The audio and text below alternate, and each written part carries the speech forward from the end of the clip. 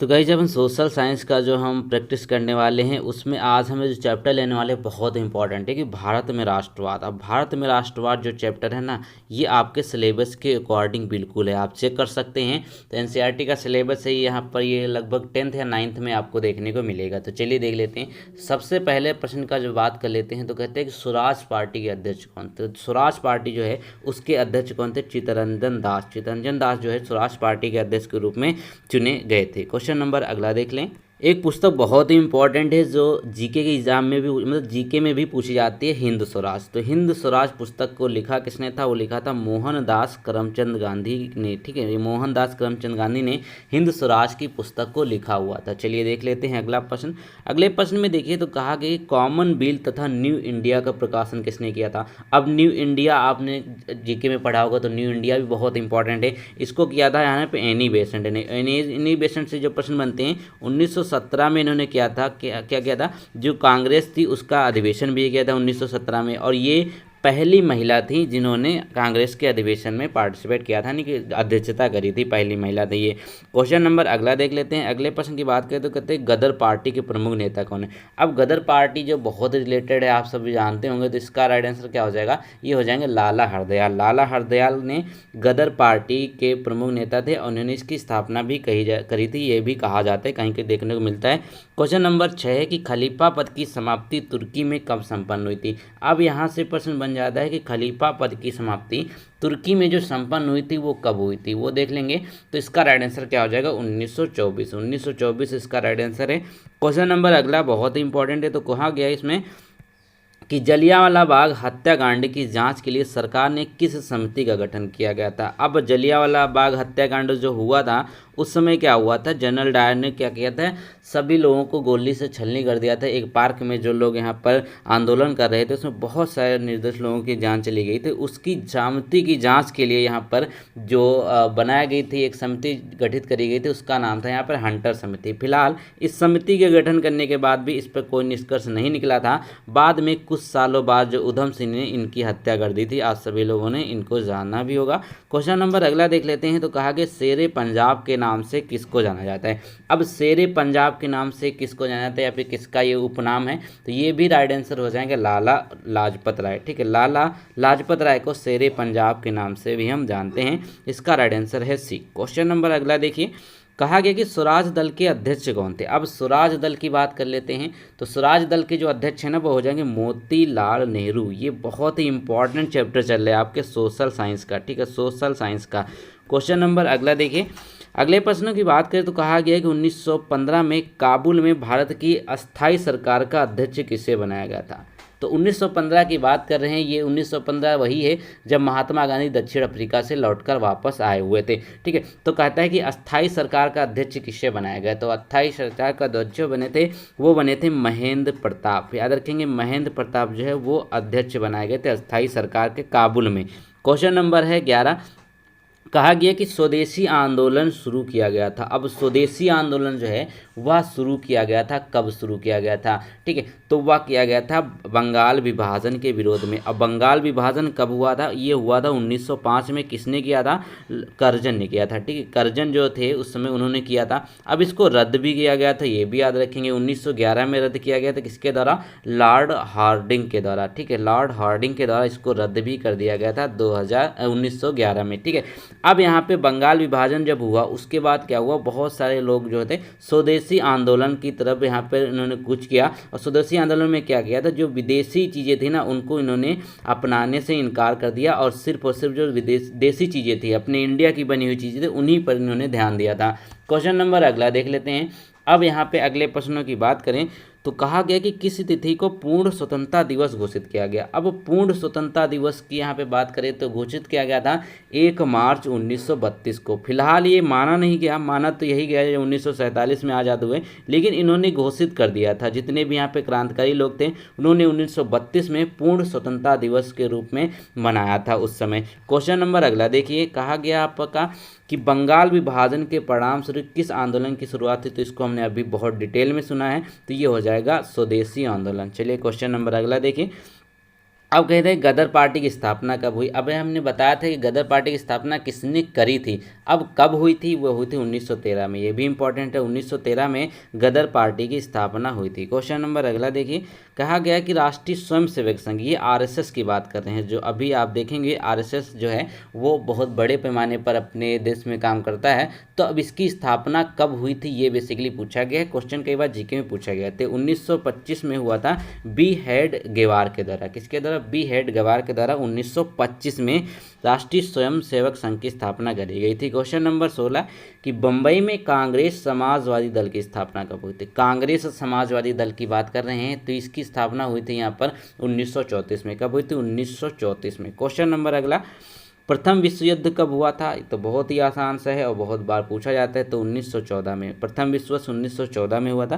Question number अगला देखिए, तो कहा गया कि वेदों की ओर लौटो का नारा किसने दिया था। बहुत ही इंपॉर्टेंट प्रश्न है। तो वेदों की ओर लौटो का जो नारा दिया गया था वह दिया गया था यहाँ आपका दयानंद सरस्वती के द्वारा। दयानंद सरस्वती के द्वारा। इनकी पुस्तक भी बहुत फेमस है जिसका नाम है सत्यार्थ प्रकाश। याद रखेंगे, सत्यार्थ प्रकाश। ठीक है। क्वेश्चन नंबर अगला, अगले प्रश्न की बात करें तो कहा गया कि किसने 1920 ईस्वी में ताशकंद में भारतीय कम्युनिस्ट पार्टी की स्थापना करी थी। तो ताशकंद की बात करें, ताशकंद में जो एक कम्युनिस्ट पार्टी की स्थापना करी गई थी वह करी गई थी एम.एन. रॉय के द्वारा। एम.एन. रॉय के द्वारा। याद रखेंगे, बहुत ही अच्छे इंसान थे ये।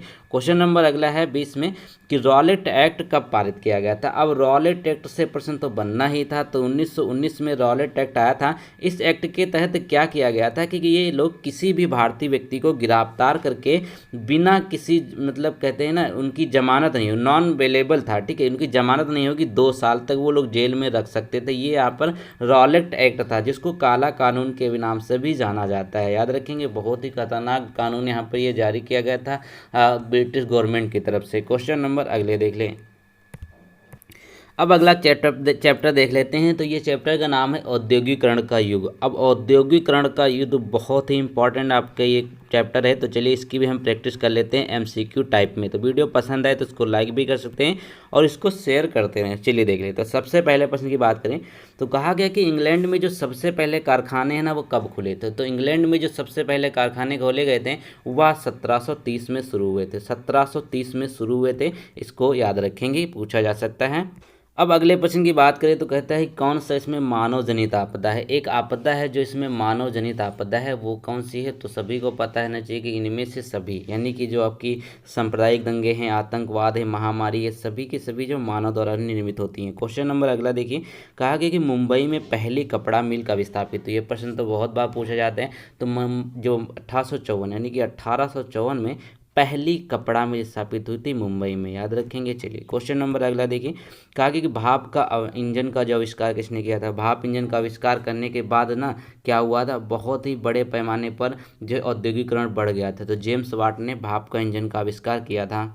अब अगला प्रश्न देख लेते हैं, भारत का सबसे बड़ा उद्योग कौन सा माना जाता है। अब भारत का जो सबसे बड़ा उद्योग है ना वो कौन सा माना जाता है, वो हो जाएगा यहाँ पे सूती वस्त्र उद्योग। याद रखेंगे, सूती वस्त्र उद्योग। ये ब्रिटिश के समय भी था और इस समय भी है। क्वेश्चन नंबर अगला देखिए, कहा गया कि विश्व में चीनी का सबसे बड़ा उत्पादक देश कौन सा है। तो विश्व में अगर चीनी के उत्पादक देश की बात करें सबसे बड़े, तो वह हो जाएगा यहाँ पर, वो देखिए आप वो देख लेंगे अगर आप राइट आंसर, तो ब्राज़ील। ब्राज़ील जो है वो विश्व में चीनी का सबसे बड़ा उत्पादन क्यों माना जाता है, क्योंकि ब्राज़ील ना वहाँ पर गन्ना का उत्पादन बहुत होता है। अब गन्ने का उत्पादन क्यों होता है, क्योंकि वहाँ पर अमेज़न नदी है। अमेज़न नदी है जो सबसे चौड़ी नदी है विश्व की। अब वहाँ पर जलोढ़ मिट्टी बहुत ज़्यादा पाई जाती है, इसीलिए वहाँ पर जो उपजाऊता बहुत है, तो गन्ने का उत्पादन होता है, पानी मिलता रहता है, सब कुछ। क्वेश्चन नंबर अगला देख लेते हैं। तो कहा गया कि विश्व में रेशमी वस्त्र का सबसे बड़ा उत्पादक कौन सा है। अब रेशमी वस्त्र के उत्पादन की अगर बात कर ले तो गाइज चाइना जो है रेशमी उत्पादन है।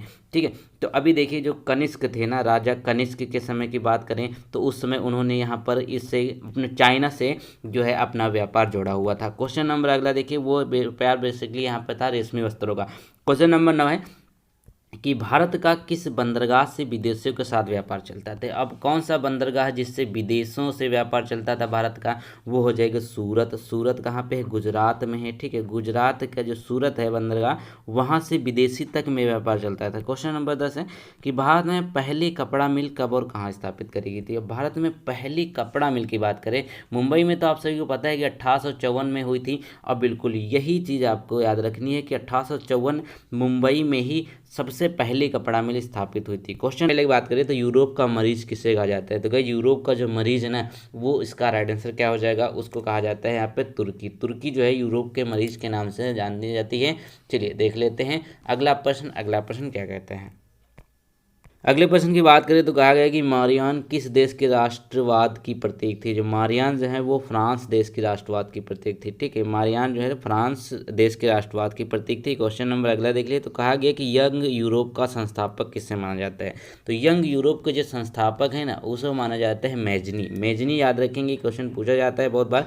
तो मैजनी को यंग यूरोप के संस्थापक के नाम से भी जाना जाता है। क्वेश्चन नंबर अगला देखिए, कहा गया कि कार्बोनी क्या है। तो कार्बोनरी जो है वो क्या है बेसिकली, तो इसका राइट आंसर क्या होगा, कार्बोनी जो है ना वो होता है यहाँ पर आपका जो इटली में क्रांतिकारियों के एक संगठन। जो इटली में आप थोड़ा सा राजनीति को पढ़ेंगे तो देखेंगे इटली में जो क्रांतिकारी जो गठन हुआ था उसी में एक संगठन था जिसको कार्बोनरी नाम से भी जाना जाता है। क्वेश्चन नंबर अगला देखिए, तो कहा गया कि 1830 की क्रांति के बाद फ्रांस में किस प्रकार का शासन स्थापित हुआ था। तो फ्रांस में किस प्रकार का शासन स्थापित हुआ था जब यहाँ पर 1830 की क्रांति वहाँ पर हुई थी। तो इसका राइट आंसर क्या हो जाएगा, वो हो जाएगा निरंकुश राजतंत्र। यानी कि निरंकुश राजतंत्र की स्थापना करी गई थी 1800 क्रांति के बाद, 1830 में जो हुई थी।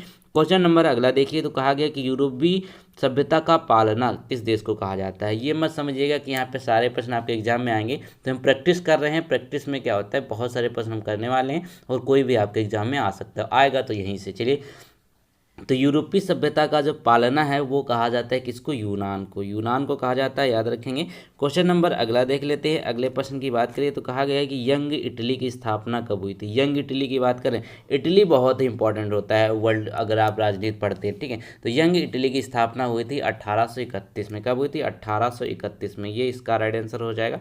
क्वेश्चन नंबर अगला देख लीजिए। अगले प्रश्न की बात करें तो कहा गया कि एक्ट ऑफ यूनियन किस वर्ष पारित हुआ था। एक्ट ऑफ यूनियन की बात करें तो यह पारित हुआ था 1688 में। एक्ट ऑफ यूनियन 1688 में पारित हुआ था, 1688। क्वेश्चन नंबर अगला देखिए, इटली के एकीकरण का मसीहा किसे कहा जाता है। अब इटली के एकीकरण की बात कर रहे हैं यहाँ पर, तो इसका राइट आंसर क्या हो जाएगा, इटली के एकीकरण की बात करें तो इसमें जो कहा जाता है ना वो कहे जाते हैं आपके, इसका राइट आंसर हो जाएगा मेजनी। मेजनी को इटली के एकीकरण का मसीहा कहा जाता है। क्वेश्चन नंबर देखिए तो बोलता है कि यंग इटली की स्थापना किसने करी थी। तो यंग इटली की स्थापना किसने करी थी, हमने यंग यूरोप की भी बात करी थी, तो यंग इटली की स्थापना करी थी यहाँ पे मैसनी ने। क्या कहते हैं, जुस्पे मैसनी ने। क्वेश्चन नंबर 12 देख लेते हैं। तो सेडाओं का युद्ध में किसकी पराजय हुई थी। सेडाओं का युद्ध था उसमें किसकी पराजय हुई थी, तो उसमें पराजय हुई थी यहाँ पे ऑस्ट्रिया की। याद रखेंगे, ऑस्ट्रिया की पराजय हुई थी। क्वेश्चन नंबर अगला देख लेते हैं। अगले प्रश्न की बात करें तो कहा गया कि यहाँ पर यूरोपीय राष्ट्रवाद से प्रभावित होकर किस भारतीय शासक जैकोबिन क्लब की स्थापना करी थी। तो किसने करी थी जैकोबिन क्लब की स्थापना, बहुत ही इंपॉर्टेंट ये प्रश्न है। तो ये हो जाएंगे टीपू सुल्तान। टीपू सुल्तान के द्वारा इसकी स्थापना करी गई थी, तो ये इसका राइट आंसर है। क्वेश्चन नंबर अगला देख लें। अगले प्रश्नों की बात करें तो कहा गया कि 1789 की क्रांति के समय फ्रांस का सम्राट कौन था। ये भी प्रश्न इंपॉर्टेंट है, पूछा जाता है। तो इसका राइट आंसर क्या हो जाएगा, इसमें देखिए ये हो जाएंगे यहाँ पर लुई 16। ठीक है, लुई 16 जो थे वो उस समय फ्रांस के सम्राट के रूप में जाने जाते थे। 1789 की जो क्रांति हुई थी।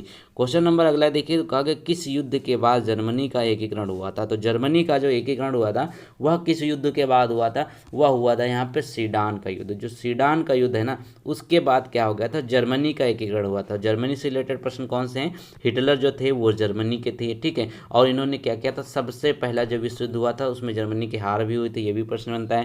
क्वेश्चन नंबर अगला देखिए तो कहा गया फ्रांस की क्रांति का प्रमुख कारण क्या था। तो फ्रांस की जो क्रांति है ना उसका प्रमुख कारण ये था कि वो चाहते थे कि निरंकुश शासन हमको मिले। ठीक है, निरंकुश शासन के लिए फ्रांस की क्रांति का जो प्रमुख कारण बना था। 20 का राइट आंसर।